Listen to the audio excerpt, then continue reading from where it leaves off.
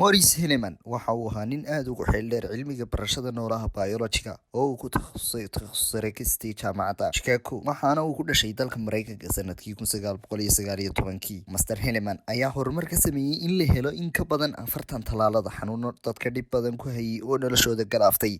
Tallaalada uu soo saaray ee nolosha muhiimka u ah cudurro badanna lagaga hortago waxaa ka mid ah tallaalka jadeecada, tallaalada Johnska A iyo B, xanuunka qoorgooyaha iyo xanuunka caabuqa sanbabada ku dhaca. Master Hilleman waxa uu ka qayb qaatay helitaanka fayraska kansarka ee loo yaqaano SV40. Dhakhtarkani waxa uu ku guuleystay in la siiyo biladda qaranka ee dhinaca cilmiga sayniska ee dalka Mareykanka, waxaana loo aqoonsaday inuu yahay aqoonyahan badbaadin badan ku sameeyay nolosha bulshooyinka aadmiga heerkaasi oo aanu gaadhin aqoonyahan kale boqolkii sano ee ugu dambeeyay. Dhakhtarkani waxa uu ku dhintay dalkiisa Mareykanka sanadkii 2005. Qof kasta oo dalkiisa iyo dunida kale waxtar u yeesha taariikhdu waa ay xustaa.